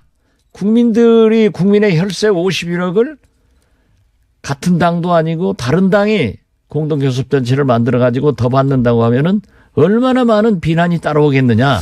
응원도 있을 수 있습니다. 그리고 정반대로 중앙선관위에 문의를 해보자. 그게 당장에 문의를 해보니까 공동교섭단체를 구성하더라도 전례가 없지 않습니까? 정당이 다르면은 국고보조가 안 나와요. 그러니까 조금 사실상 좀 주춤했던 건데. 아, 그렇구나. 그런 이유도 있군요. 지금 예. 뭐 제가 어제 예. 김영철 방남 이 북한 사람들 한국 온 것에 대해서 네. 현안 질의를 했어요. 예. 그런데 한 3시간 전에 합의를 해가지고 장병원 원내대표가 우리 당에서는 한 사람이니까 예. 뭐 나갈 사람 없으니까 좀 해달라. 예. 그래서 평소 실력으로 나간 거예요. 저는 대북 실력이 있잖아요. 그렇지만 전문가시죠. 예. 야, 어제 저녁 이렇게 뉴스를 보니까 예. 어떤 방송국은 네. 전부 2사람, 4사람 하는데 우리는 빼더라고요. 그리고 그리고 예, 맞습니다. 이 한국당 예. 여기는 2사람, 3사람 하는데 3사람 멘트를 쓰더라고요. 그래서 야, 아직도 저런 편집을 하는구나 했는데 그러한 것에 굉장히 서름을 받아요. 그렇죠. 맞습니다. 그렇기 때문에 언론도 예. 언론도 기본적으로 교섭단체가 아니면 일정도 조절 못하죠. 주제도 조절 못하고 그냥 부르면 가고 그리고 뭘 이야기할지는 가서 알게 되는 비교섭단체에 대해서는 보도도 잘 안 해요. 안 하죠. 예. 예. 그렇기 때문에 그러한 것을 해결하는 의정활동을 하기 위해서는 그런 필요성이 있습니다. 그런 필요성이 그렇지만 있죠. 아직도 예. 우리가 과연 정치선거 가치관을 무시한 채 해야 되는가. 이렇게 되니까 우리 당에서 결과적으로 박지원이만 반대하는 것으로 돼 있어요. 그러니까 지금 대표님은 그 전반적인 분위기는 필요가 있다는데 대표님은 야 이건 좀 고민해 봐야 된다. 유보적인 스탠스이시군요. 그리고 정치인데 예. 이러한 것을 하기 위해서는 첫째 예. 대국민 설득이 필요합니다. 예. 그리고 그렇죠. 오늘 아침에 이런 질문도 해 주신 게 예. 우리가 설득하는데 평가를 할 거예요. 예. 듣고 이제 그리고 사람들이 평가하겠죠. 더 중요한 것은 정의당은 방금 말씀하셨지만은 의원들의 생각보다는 전당원 투표를 하거든요. 거기에서 어떤 결과를 나올까를 모르니까 조금 더 대화를 해보자. 좀 더 고민해보자. 이런 거예요. 같이 그러나 고민을 많이 저는 해봐야 되겠죠. 예, 그러나 예. 가장 좋은 것은 문재인 대통령이 좋을 거예요. 민주당이 좋은 거예요. 민생이 좋나요 이게? 지금 개헌, 예. 선거제도 개편, 적폐청산, 개혁에는 우리가 자동적으로 민주당, 민주평화당, 정의당이 함께 하고 있습니다. 범진보 블럭이라고 불리죠. 그렇죠. 예. 그러는데 최근에 창당된 바미당이 밤이다. 자기들은 부인하면서도 급속도로 예. 한국당화 돼간단 말이에요. 지금 뭐든지 같이 하는 거예요. 지금 같이 어제 하고 대정부 같이 하고 있나요? 현안 질의도 똑같아요. 그래요? 예.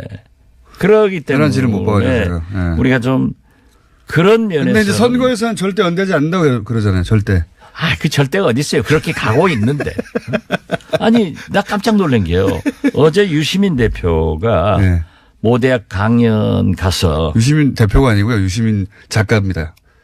참 자꾸 난 유승민 대표가 유승민. 예, 유승민 예, 유승민. 대표가 모대학 강연에 가서 한국당이 반성하고 거듭나면은 바미당이 있을 이유가 없다. 이렇게 벌써 선언했더라고요. 그러니까 그런 그 길로 말까지. 예. 가는 거예요. 반성하고 거듭나면은 바미당이 존재할 필요가 없다. 반성과 거듭의 기준이 있나요? 그건 자기가 생각하기 다름이죠. 그렇기 때문에 네. 뭐 지방선거 단일화나 모든 이념, 대북 문제들 똑같잖아요. 그리고 어제 질문도 똑같아요. 그러면 그렇게 되면 특히 유승민 대표가 이렇게 한국당이 반성하고 거듭나면은 바른미래당이 있을 이유가 없다 하는 것은 우리가 처음에 지적한 대로 통합의 길로 가고 있는 거예요. 네. 제가 안철수, 남경필 이 두 분의 주적 발언도 주적이 아픈 게 아니에요. 네. 단일화로 가는 그 길목에서 박지원이가 콕 집으니까 그게 아픈 거예요. 그게 들켰다고 봐서. 그렇죠. 예. 연대 안 한다고 그랬는데. 네. 그런데 지금 현재 모든 게 그렇게 가고 있잖아요. 지금쯤이면 자유한국당의 서울시장 후보군들이 계속 거론돼야 되는데 잘 등장하지 않고 있죠. 맞죠. 예. 그래서 어쩔 수 없이 그러니까 그렇게. 예. 제가 점쟁이라니까요. 그리고 그 점은 점쟁이시죠. 예. 근거에 의해서 한 거예요. 예. 정보에 의해서. 예. 예. 정보와 첩보에 의해서. 그러면 결국 안철수 대표가 자유한국당과 바른미래당의 어떤 새로운 결합체 속에 들어갈 수 있겠네요. 그래서 그건 내가 아직 그러면 또 그렇게 했다가 안철수 대표는 고소를 좋아하잖아요. 또 고소하니까 저는 모르겠어요.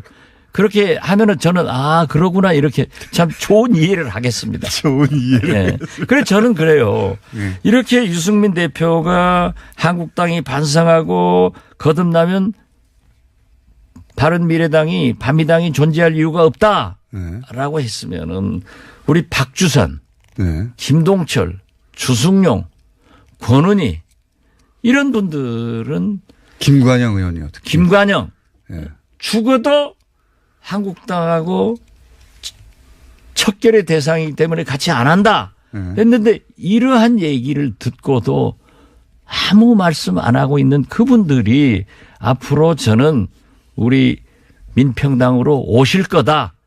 그러니까 저는 지금 이 순간에도 그분들 비난하지 않습니다. 올 거예요. 올 것이다. 그런 시점이 아니, 되면. 어떻게 지금 보세요. 박주선 의원 선거구에서는 구청장, 광역기초위원들이 다 탈당했어. 그렇습니까? 주승용 의원 선거구도 다 탈당하고 김관영 의원 선거구도 마찬가지고 그렇게 하고 있는데 거기 어떻게 남아있겠어요. 정치인이. 이거 굉장히 어려움에 처해 있다고요. 게다가 또 이런 발언까지 나오고. 거기다 이런 발언이 나오는데 그걸 그분들이 몰랐잖아요. 속았잖아요. 그렇기 때문에 이건 잘못이다 하고 지적을 하고 빨리 움직여주면은 자동적으로 우리도 원내교섭단체가 되고 또 그런다고 해서 뭐 정의당하고 함께 안 한다 이게 아니에요. 우리도 좀 심사숙고해서 생각을 해야지. 그래서 제가 얘기를 했어요. 지금 이게 공동 예. 교섭단체가 되면 교섭단체가 된다는 게 합당한다는 건 아니니까. 아니죠. 예. 아니지만 개별 사안에 따라서. 아니지만은 과거 예. 이해창 선진당과 예. 문국현 창조한국당이 그런 기형적인 원내 교섭단체를 구성해 가지고 결국 두 곳 다 실패를 했단 말이에요. 네. 지금 현재는 아마 우리가 의석이 그래도 많으니까 장병환 원내대표가 하다가 예. 이제 또 6개월 뭐 1년 후에는 정의당 원내대표가 하면은 예. 완전히 다릅거든요. 공통점도 있다니까요.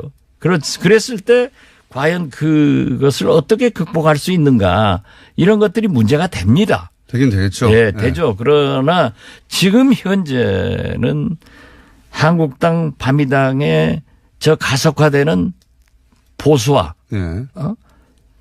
국정 방해 이런 것을 민주당, 민평당, 정의당이 네. 개혁 세력으로서 적폐청산하고 개혁하는데 새로운 대한민국을 만드는데 남북관계를 개선하는데 합쳐주자. 또 개헌과 선거제도 개편 문제에 대해서도 우리가 공동보조를 하자. 이런 그렇죠. 것에는 나는 적극적으로 동조를 합니다. 자, 그 공동교섭단체는 그러면 양쪽 모두, 예. 깊이 논의해 보는 것으로. 예. 그렇죠. 예. 그러니까 저만 하더라도 예. 오늘 만약 이 방송을 우리 민주평화당 의원들이 들으면은 특히 조배숙 대표나 장병환 대표 예. 제일 좋아할 것은 아마 정동영 의원이 들으면은 굉장히 좋아할 거예요. 박지원 대표도 마음이 바뀌고 있구나. 처음에는 좀 더 강하게 반대하셨군요. 난 절대 안 된다. 처음에는. 이걸 예. 설득해야 된다. 네. 그리고 어떻게 우리가 국고보조 더 받으려고 그런 짓을 안 하냐. 국가부조가 세워서는 아닌 것 같아요, 지금 보니까. 네, 그러면은 바로. 근데 그거는 역풍 맞죠. 다행히 오히려 잘 됐어요. 없으니까 예, 더 잘 된 그러니까 거죠. 예. 국민들이 이러한 것을 필요하냐 아니냐만 지금 따지면 현재 되니까. 이번 평창 올림픽을 치르고도 물론 일부 보수 국민들에서는 절대 우리를 비난하겠지만은 많은 남북 평화를 바라는 국민들, 개헌과 선거제도 개편 이런 것을 바라는 국민들은 오히려 지지를 해줄 수 있으니까 우리가 또 설득도 하고 또 뭐 솔직히 말씀드려서 정의당 당원들도 이해를 해서 만약에 우리가 합의를 했는데 정의당 당원들이 당원 투표로 부결시켜 버리면은 우리가 되겠느냐. 그러니까 이런 것들이 네. 굉장히 설득의 기회다. 네. 그래서 아마 정동영 의장 들으면 기분 좋아할 거예요. 저는 굉장히 의미 있는 실험이 될 수 있고 잘만 물론 뭐 공장장이야 본래 좌파니까. 민주평화당에도 저는 굉장히 힘을 받을 수 있는. 아니 그러니 그 힘을 받고 안 받고는 우리가 잘 알고 있으니까 강요하지 말라니까요. 강요하지 말라니까. 그러면 우리 당으로 들어와요. 김영철 방남을 간단하게 평가해 주시면요. 그리고 가장 중요한 지금 사실 그 김대중 전 대통령이 큰 발자국을 남기셨잖아요. 남북 문제에 있어서. 그리고 나서 노무현 대통령 때 한 번 기회가 있었고 그 10년간은 뭐 전혀 다 망가진 채였다가 다시 세 번째 기회가 오고 있는 것 같은데 김영철 방남 자체는 사실 중요한 거 아닌 것 같아요. 누가 왔든 간에. 그것도 굉장히 중요합니다. 그렇습니까? 왜냐하면은 지금 어느 정도 와 있다고 보십니까? 평가를 해 주시죠. 김영철, 예. 최희 예. 이런 분들은 미국 정부의 제재 대상도 되지만은 더 큰 유엔 안보리 제재 대상 인물이에요. 그렇죠. 그리고 거의 500명 정도의 방남단이 네. 우리 방남을 했지 않습니까? 예. 그러한 것은 안보리 미국의 제재 대상입니다. 미국이 다 근데 허용해 줬다는 그런데 거니까? 그것을 예. 저는 문재인 대통령 이 정부가 미국을 잘 이해해 가지고 협력 속에서 이루어진 거기 때문에 상당히 의미가 있다. 그 자체로. 예. 저는 그렇게 봅니다. 그런데요. 그렇게 말씀하시니까 그러네요. 제가 예. 어제 그 국회 현안 질의에서도 얘기를 했지만은 사실 역대 보수 정권에서 훨씬 남북관계 개선을 위해서 역사적으로 잘했습니다. 제가 노태우 정권 때 북방 외교. 제가 예. 그 실력 없으면 제 말을 들으라니까요. 자꾸 그렇게 하면은 방송이 송영길 나경원 방송돼. 이게 들리는 게 아니라 소음만 나 소음. 이런 방송을 듣고 우리 TBS 애청자들이 네. 박지원이 실력이 있구나. 네, 알겠습니다. 그리고 죄송합니다. 이렇게 됐구나 하지. 그렇게 자꾸 잡으면 넣어. 실력을 자, 뽐내주세요. 보세요. 네. 제가 2000년 6.15 남북 정상회담의 특사로 그렇죠. 북한 네. 측 인사들을 만났을 때 네. 그분들이 얘기하는 거예요. 그런데 역대 보수 정권이 진짜 남북관계 개선을 위해서는 큰 공을 세웁니다. 네. 박정희의 남북 7.4 공동성명, 네. 노태우의 남북 기본 합의서. 네. 이게 교과서입니다. 북한에 가면은. 네. 여기에 박근혜가 저희들의 알선으로 평양을 가서 김정일을 만납니다. 전용기로 갔죠. 그렇죠. 네. 예. 그리고 MB도 네. 남북 정상회담을 추진했습니다. 네. 박근혜의 한반도 신뢰 프로세스에서는 비핵화의 전제 조건 빗장을 없애버렸습니다. 네. 그리고 더 좋은 것은 김영철하고 이 한국당, 바미당 그 정권에서 회담을 합니다. 네. 그리고 3년 전, 군사회담을 하죠. 예, 네. 3년 전 인천 아시안 게임 때 바미당, 한국당 국회의원들이 인공기 옆에 가서 우리는 하나다라고 북한 선수를 응원합니다. 폐막식 그리고 때도 가고요. 네. 그 제재 대상 인물인 황병서 정치총국장, 강경파인 최용해, 네. 김양건 이런 분들한테 악수하려고 뛰어다녔습니다. 폐막식 때 군복 입고 왔죠. 그리고 그렇죠. 예. 그렇게 남북 관계에 기여를 하신 분들이 왜 그때는 비행기로 오니까 활주로에 안 들어 넣어요. 왜 그때는 체포하지 않고 사살 안 시켰어요. 이제 하니까 천안함 얘기하면서 통일 대로에 들어 눕고 네. 체포해라 사살해라 이런 것은 말이 안 된다. 그때는 옳았고 지금은 틀리냐. 그래서 그걸 지적하는 거예요. 그래서 저는 이 김영철 이분들의 방남은 유엔 제재도 미국도 특히 문재인 정부와 트럼프 미국 정부 간에 굉장한 신뢰가 쌓여 있고 협력이 이루어진 결정판이다. 저는 그렇게 봅니다. 이제 알아들었겠어요? 잘 알아들었습니다. 네. 그 정도는 알아야 돼요. 잘 알아들었고요. 그러면 경험으로 보시건데 직접 남북 관계를 최전선에서 조율하셨던 경험으로 보시건데 지금 잘 가고 있는 겁니까? 잘 가고 있습니다. 그렇습니까? 제가 이 방송에 나와서 그랬잖아요. 문재인 대통령이 평창 기차 속에서 미국 MBC 기자 인터뷰를 할 때 한미 군사훈련을 연기를 요청하겠다. 하니까는 우리나라에서도 바글바글 끓고 미국에서도 바글바글 끓었어요. 그때 저는 한미 정부 간의 합의가 됐다. 그리고 지금 미국에서 저렇게 거부 반응을 내는 것은 북한을 압박하기 위해서 이루어진 건데 이번에는 아주 제대로 잘 협력을 해서 평창 동계올림픽을 강원도 동계올림픽으로 전락시키지 않고 평화올림픽으로 흑자까지 내는 대성공을 했다. 저는 그렇게 봅니다. 알겠습니다. 오늘 여기까지 해야 되겠습니다. 오늘은 여러 번 혼난 제가. 그런데 사실 한마디만 더 말씀드리지만은 지금 남북 정상회담을 앞두고 북한 특사를 파견하자 이런 얘기를 하고 있지 않습니까? 저는 어제 국회 대정부 질문에서 그런 얘기를 했어요. 그 전에 미국으로 미국 특사를 먼저 보내고 한미 정상회담을 해서 이번에 김영철과 김여정과 김영남과 대통령과 우리나라 정부 고위층 사이에 나눈 얘기를 우리 국민들한테 지금 밝히지를 못하고 있잖아요. 그렇죠. 상당한 얘기가 갔을 그렇겠죠. 거예요. 그 얘기를 트럼프 대통령에게 자세히 설명해서 그분이 결정할 수 있도록 하는 것이 순서다라고 했더니 언론에 보도 많이 되더라고요. 전문가들은 다 그런 얘기 하더라고요.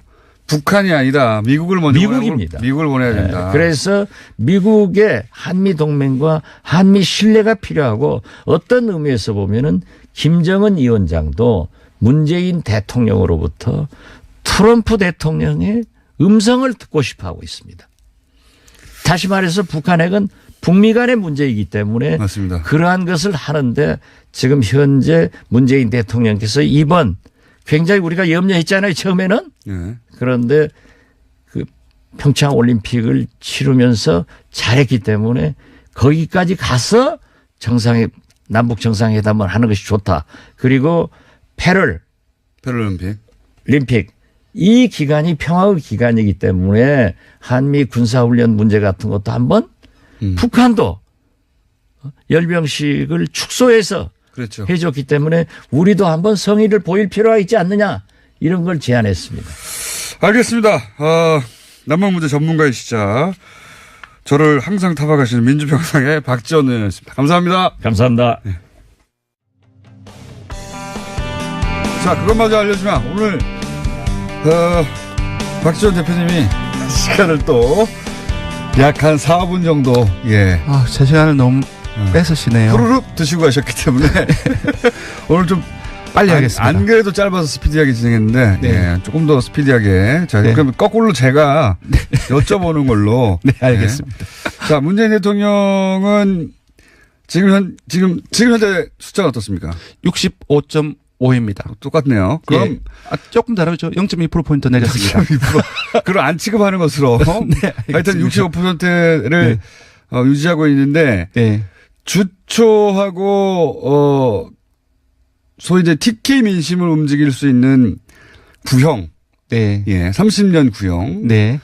TK에 본 거지 않겠습니까? 그리고 여기 그렇습니다. 촛불 집회 때도 사실 이 지역의 민심이 가장 이제 우호적이었는데 여기서 주초에 이런 일이 있었어요. 김영철 방남과 그렇습니다. 그걸 자유한국당에서 크게 이슈화했죠. 그렇습니다. 크게 이슈한 게 한 번 있었고 그런 다음에 또 이제 여론 지형이 움직일 때가 이제 박근혜 전 대통령의 30년 구형이 있죠. 30년 구형. 네. 물론 그걸 박수 치는 분들도 있고요. 네. 굉장히 부당하다고 생각하는 분들이 있는데 네네. 그렇죠? 네. 요 두 사건으로 출렁출렁했을 것이다. 네네. 맞죠? 맞습니다. 제가 숫자부터 먼저 불러드리겠습니다. 그래서 문재인 대통령은 65.5%이고요. 부정평가는 30.6%입니다. 좀 올랐습니다. 네. 더불어민주당은 거의 비슷합니다. 0.1%포인트 오른 49.4%이고요. 자유한국당이 모처럼 20%를 넘었습니다. 20.3%입니다. 1%포인트 올랐고요. 바른미래당이 2주째 한 자릿수로 약세를 보이고 있습니다. 7.2%, 0.1%포인트 올랐지만 거의 비슷합니다. 정의당은 3주째 내림세를 보이고 있습니다. 0.7%포인트 하락해서 4.5%. 민주평화당은 조금 올랐어요. 0.4%포인트 올라서 3.4%. 호남 같은 경우는 민주평화당이 처음으로 10%선을 넘어섰습니다. 호남에서는 민주평화당의 존재감을 좀. 예, 민주당이 61.1%로 거의 다 가지고 가고 있고요. 네. 평화당이 11.4%, 바른미래당이 계속 약세를 보이고 있습니다. 4.7%입니다. 자, 보시면은. 바른미래당. 네. 더블 스코어로 평화민주당이 지고 있네. 네. 민주평화당이 참. 변화가 거의 없는데. 네. 역동적으로 변했습니다. 아까 예 지금 결과적인 평균치는 같은데 역동적으로 변했습니다. 문재인 대통령은 64.8%가 지난주 금요일이었는데 네. 월요일 날에 68.2%로 모처럼 만에 거의 70% 가까이 올랐어요. 그런데 어제 62.7%로 떨어졌습니다. 비슷한 현상이 민주당에도 일어났습니다. 금요일 날에 지난주 금요일에 47.5%로 기록했다가 51.3%로 월요일 날 올랐어요. 근데 수요일 날에 47.2% 상당폭이죠. 떨어졌습니다. 자유한국당 거꾸로겠네요. 맞습니다. 거꾸로입니다. 자유한국당은 지난주 금요일 날에 19.6%였어요. 근데 월요일 날에 18.9%였고 근데 어제 21.8%로 지금 일간입니다. 전부 올랐습니다. 완전 반대죠. 물론 요걸 평균 내면 거의 네. 비슷한데 네. 평균 내면 비슷한데 지금 이제 기점으로 두 사건을 거론했는데 한 사건이 김영철 방남으로 맞습니다. 자유한국당이 통일대교에 가서 풍찬 노숙을 했죠. 맞습니다. 예. 지금 저희들이 그때 확 떨어졌어요. 예, 저희들이 보고 있는 것은 통일개교의 그러한 어떤 모습들, 퍼포먼스가 사실상 일반 국민들 같은 경우 이미지로 판단한 게 되게 많거든요. 그렇죠. 네. 이제 장제원 의원의 모습이라든지 그런 걸 이미지로 판단하기 때문에 부정적 여론이 사실상 많이 돌았던 게 사실입니다. 네. 그래서 지금 이제 월요일 날의 변화는 사실상 좀 장애투쟁의 그런 어떤 이미지에 어떤 부정적 효과로 인한 반사이기 아닐까라는 노력과는 상관없이 확 떨어졌어요. 맞습니다. 네. 근데 이제 화수요일날 거치면서 이제 당청 같은 경우는 많이 떨어졌고 한국당과는 올랐지 않습니까? 박근혜 대통령에 대한 30년 구형 이것이 정말로 컸던 것 같아요. TK 지역에서 이것이 극명하게 맞습니다. 극명하게 드러나는데 TK 같은 경우는 문재인 대통령 지지율이 거의 지지율이 낮아졌을 때도 TK에서도 긍정평가가 높았는데 아주 정말 제가 보기에는 한 두세 번째인 것 같은데 두세 번째 만에 부정평가가 높게 나타났습니다. 그렇죠. TK 60대 이상 네네. 보수층에서 박근혜 전 대통령 30년 구형에 대해서 네네. 이거 선거도 아니에요. 맞습니다. 구형인데 이제 구분을 잘 못하는 경우도 있으니까. 예, TK에서 9.8%포인트 빠져가지고 38.8%가 나왔고요. 민주당 역시 많이 빠졌습니다. 27.1% 나왔고요. 한국당은 40%대로 올랐었습니다. 되게 비슷했는데 예, 지금 TK에서. 많이 벌어지는 상황입니다. TK에서 박근혜 전 대통령 구형인데 선고가 아니라 구형인데도 이미 30년 감옥에 들어가는 걸로 결정된 것으로 받아들인 연령대들이 많이 있어요. 실제로. 그리고 그런 효과도 있고. 네, 그렇습니다. 요 TK 지역에서의 여론의 큰 폭으로 움직임. 그러니까 이것도 역시 자유한국당이 노력하고는 상관없어요. 네네. 상관없이 앞에 것은 자유한국당의 노력과 정반대로 지지율을 깎아먹은 이번엔 자유한국당의 노력과 상관없이 박근혜 전 대통령의 선고만으로 이렇게 큰 폭으로 움직였다. 예, 지금 시간이 없어서 더 말씀드리기 힘들지만 보수층에 대한 어떤 자유한국당으로의 결집 현상도 상당히 많이 나타나고 있고 이러한 현상은 조금씩이긴 하지만 선거가 이제 지선이 얼마 남지 않았지 않습니까? 계속 자유한국당의 지지율은 조금씩 높아질 가능성이 매우 높다라는 생각이 듭니다. 이 전선에 서야 되니까요. 선거 네. 때는. 네. 지금 이제 자유한국당의 고민이 이제 확 될 것 같아요. 네. 자유한국당의 노력으로 올라가는 경우는 별로 없는데 네. 박근혜 전 대통령 때문에 이렇게 훅 크게 움직이면은 근데 박근혜 전 대통령 관련해서 친박들 다 출당하거나 근데 이 효과 같은 경우는 사실상 일시적 오래가지 효과에 않겠지만 그칠 가능성이 높습니다. 선거 때 이거 이용하고 싶거든요. 정치인들은. 근데 시간이 없어서 빨리 다음으로 넘어가겠습니다. 마지막 이명박 네. 전 대통령 구속 수사해야 하는가? 저희가 물어봤습니다. 예, 이제 이제 소환이 임박했다고 지금 알려지고 있는데요. 네. 이제 숫자부터 알려드리면은 찬성한다가 67.5%이고요. 반대한다가 26.8%로 한 10명 중 7명이 대다수가 찬성을 하고 있고요. 여기서 주목할 점은 매우 찬성한다. 네. 강하게 구속을 해야 된다는 의견을 가진 사람이 52.6%가 나왔습니다. 이게 보통 절반 이제 이상이 나왔습니다. 찬성한다고 찬성하는 편이다라고 묶었을 때 보통은 매우 찬성은 한 30, 40 정도 되고 네. 그죠? 네. 어떤 사안이든 간에 네.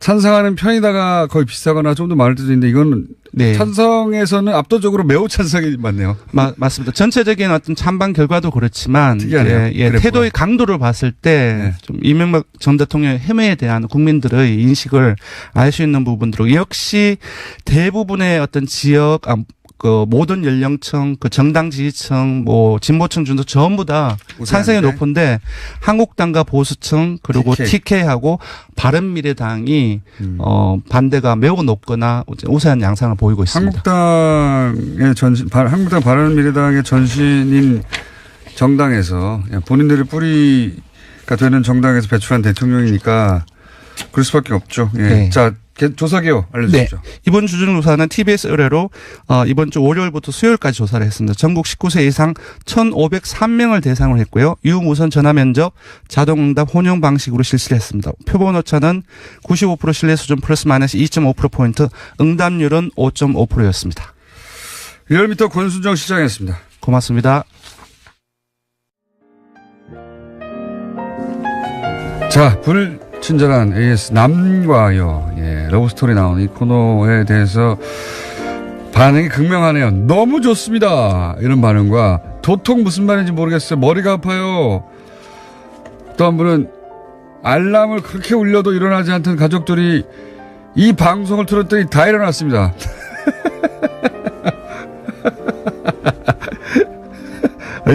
제일 재밌는 건 이거네요. 남과 여 연령 등급을 둬야 되겠습니다. 4살 난 저희 아이와 같이 듣는데 아이가 너무 무서워하네요. 내용과 상관없이 너무 무서워하는 거예요. 박지원 대표님에 대한 방송도 또 이런 식으로 갈리네요. 아니, 박지원 대표님을 차츰 사랑하게 되었네요. 이럴 수가. 박지원 대표님과 노회찬 대표님은 박빙. 또 한 분은 리얼미터를 더 듣고 싶습니다. 박 대표님 시간을 좀 줄여주세요. 이런 분도 있고요. 재밌습니다. 예. 그 외에 손님이 떡을 다 사고 김원준 공장장의 라디오를 듣느라 계속 그 자리에 앉아 계시네. 바빠 죽겠는데.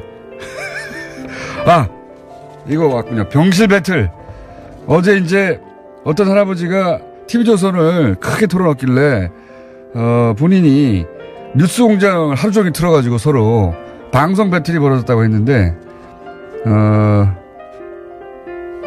병실 배틀에서 이겼다고 합니다. 어떻게 했는지 써주셔야지. 그냥 이겼다고. 어떻게 했는지 써주세요. 김종환 씨. 네, 여기까지 하겠습니다.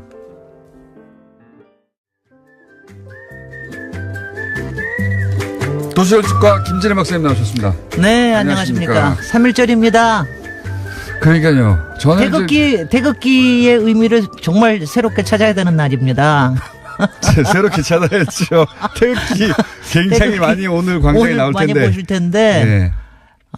정말 이 만세 운동으로 정말 저걸 해야 되는데. 만세 운동 때 들고 나온 건데 이게. 글쎄 말이죠. 예. 네. 지금은 이제 성조기하고 세트로 들려서 가끔 이스라엘 국기와 함께 등장하고 있습니다. 이스라엘 국기까지. 제가 마침 3.1절에 오늘 뉴스공장에 나오게 돼서. 네. 일제 잔재라기보다는 일제가 우리 도시의 한 일들, 더군다나 이제 특히 경성, 서울의 한 짓들, 끔찍한 짓들을 이제 가지고 오늘 좀 얘기를 하려고 그러는데. 일제가 서울의 한 짓. 네. 한 짓들이 이제 처음 들어보는 주제입니다. 아니 근데 이게요. 일제가 남긴 건물 이런 차원이 아니라 그런 차원이 아니라 한 도시에. 짓들에, 왜냐하면 이게 말하자면은 도시라고 하는 게 얼마나 사람들의 마음을 움직이고 사로잡고 위협적이고 상징적일 수 있고 이념적일 그렇죠. 수 있다는 걸 완전히 드러내는 때가 사실은 이 제국주의 때거든요. 그러니까 새로운 권력이 오면서 도시를 완전히 바꿔놓습니다. 그러니까 제가 이제 이거를 이게 상세히 얘기들이가 뭐 있는 시간이 시간이 되지도 않지만 그냥 몇 가지만 얘기 드리면 상징적으로 여러분들 아마 가장 잘 아실 건 조선 총독부 네. 건물이 없어진 걸 거예요. 그렇죠. 이제 광복 50주년 때 김영삼 대통령이 이제 허물었기 때문에 그거는 이제 왕궁에 대한 거를 왕궁에 앞에다 세운 거니까 왕궁을 막은 거죠. 왕궁을 완전히 저기를 한 거죠. 경복궁 앞에다가 일제가 건물 세워버린 거니까. 그런 거죠. 네. 그다음에 이제 서울역을 세운 거는 뭐 굉장히 좋은 것 같지만 이거는 완전히 식민지를 이제 그야말로 수탈하기 위한 그렇죠. 수단입니다. 전국에서 기차를 전국에서 이제 물자를 실어와가지고 그다음에 그러면서 성벽을 완전히 허물어 버립니다. 이거는 이제 그러면서 이때부터는 이제 모든 걸 근대화라는 이름으로 다 하지만 성벽을 다 허물어 버리고 그다음에는 원래 조선 시대 한양의 구조는 이렇게 도로가 이렇게 격자형이라는 게 없어요. 그러니까 이렇게 크게 육조거리, 그러니까 지금으로는 세종로하고 그다음에 운종가, 종로 요것만 있고 나머지는 그냥 다 이렇게 거미줄처럼 퍼져 있는 거였는데 이외에다 격자를 다 해버립니다. 그러니까 충무로나 율곡로나 뭐 청계천로나 을지로 생기는 게 다 이때 생긴 거예요. 근데 이때 생기면서 이제 맥을 끊어버리죠. 가령 종묘하고 창덕궁을 이제 사이를 율곡로로 끊어버리라든가 이런 것들을 이제 끊어버리는데 의도적인 거네요. 네, 길을 내는 것도. 네. 그 중에서 이제 가장 끔찍한 짓은 남산입니다. 그러니까 그때도 왜냐하면 그때도 몇 개의 자기네들 거점 지역을 만들면 용산과 남산 그다음에 전차로 연결된 왜 전차 교회 지역이라고 하는 신촌 또 노량진 쪽에 이런 쪽으로 해서 자기네 거점을 만드는데 남산은 사실은 별로 그렇게 조금 낮게 치던 데였어요. 근데 남산에다 무슨 짓을 하느냐. 신사를 세웁니다. 막 신궁이라 그런 거 하는 걸 세워요. 그리고 그래요? 1000계단을 이거 봐. 난 이럴 수가 없는 남산의 거야. 신사는 뭐 처음 듣는 얘기인데. 지금까지 하신 얘기는 대충 들었던 얘기인데. 그래서 근데 이거를요. 1000개의 계단을 만들고 지금 사진으로만 봐도 압도적이에요.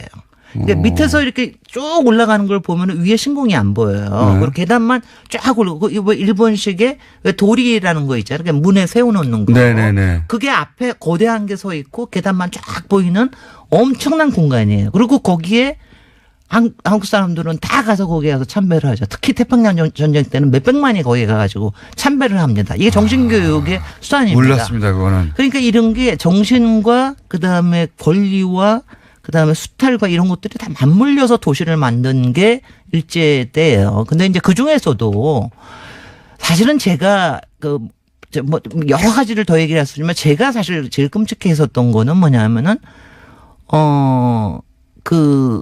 이제 도로만 격자형으로 만든 게 아니라 나중에 무슨 짓을 하냐면 여기에다가 방사상 도로를 만들려고 그래요. 서울을 방사상 도시로 만들려고 하는 계획을 38년도에 세웁니다. 그게 뭐냐면 진해를 좀 아실 텐데 진해가 일제가 만든 도시인데 거기에 보면은 방사상으로 돼 있거든요. 그게 말하자면 그때 당시에 베르사유라든가 이런 데서 방사상이면 아주 근사해 보이고 이런 건데 그 계획을 완전히 세워놔요. 그 도면을 보시면 놀랍습니다.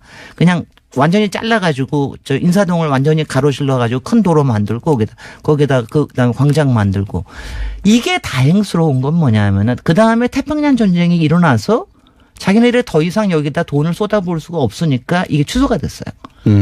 취소가 됨으로 해서 그나마 서울의 권력이 그나마 남아 있는 겁니다. 그러니까 이게 자기네들이 일제가 이렇게 공부를 하다 보면은 일제는 자기네들이 근대화에 뭐 기여한 바가 있고 이런 소리들을 하지만 주장을 하죠. 도시를 착취를 하면서 도시의 정신을 마비시키고 시민들의 정신을 그야말로 자기네들 세뇌시키고 이러면서 구조를 이게 공간의 힘이라는 게 그런 힘이라는 게 엄청나게 크다. 그런데 제가 이제 그 이후의 얘기를 다 알 수는 없고 오늘 이제 딱 두 가지만 제기를 할게 뭐 시간이 얼마 안 남았으니까 오늘 남산 신공에 대해서도 전혀 그런 건 몰랐다. 저는 이런 몰랐어요. 얘기하니까 이런 거거든요. 네.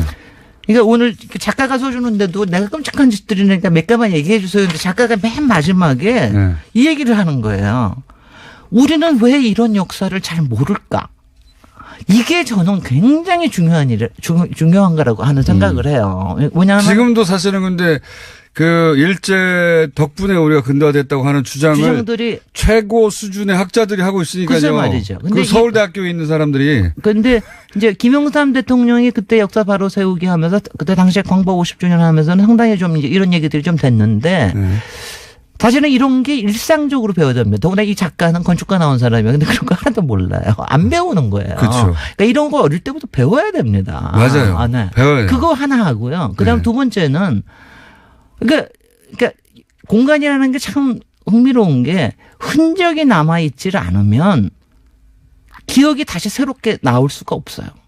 그러니까 이게 참 저거든요. 그런 잔재는 없어야 되지만 기억을 하게 만드는 게 굉장히 중요한 일이에요. 이런 일을 이게 굉장히 지혜롭게 해야 되는 일이거든요. 저는 오늘 3.1절 행사가 서대문 형무소 앞에서 이제 처음으로 5개 행사가 있는데 서대문 형무소는 바로 그거거든요. 아픔이 있지만 거기를 다시 기억으로 만든 그게 잔재 아닙니까? 그냥 없애버려야 될지도 모르지만 그렇게 하는 방식을 어떻게 만들어야 되느냐.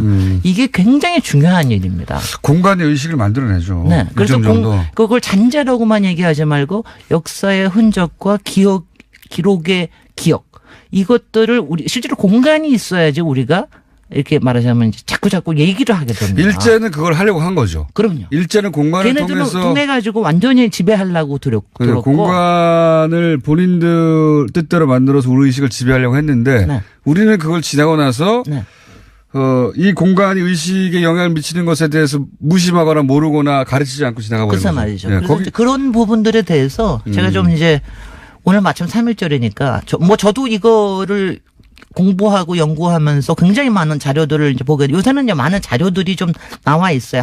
학술적으로는 이제 굉장히 많이 연구가 되어 있는데 이거를 대중의 기억 우리가 이제 정말 다 같이 집합적으로 시민으로서 기억하는 이런 것들은 앞으로 굉장히 필요할 것 같습니다. 그런 집단지역 굉장히 중요한데 그건 학교에서부터 가르쳐야 되거든요. 그럼요. 어릴 때부터. 어릴 때부터 가르쳐야 됩니다. 그래서 자연스럽게 네. 그 우리나라 사람들이 독도는 우리 땅이라고 배운 이후로부터 그냥 자연스럽잖아요. 모든 게. 그렇습니다. 그런 그렇게 자연스럽게 습득해야 될 기본 지식이다. 그런 거를 이제 좀 적극적으로 하십시다. 네. 그 남산 신사 말고 또 있나요? 혹시 충격적으로 알게 되면은 사람들이 그랬어? 그래서는 아까 뭐 제가 얘기한 도시계획은 도면 뭐 저희는 뭐 전문 분야에서는 굉장히 충격적인 거거든요. 아, 도면. 그다음에 세운상가 같은 것도 일제 때문에 만들어진 거거든요. 일제 때 세운상가? 그때 그거 태평양 전쟁 동안에 시간이 다 됐습니다. 다음 주에 하겠습니다. 김진애 박사님이었습니다. 안녕. 감사합니다.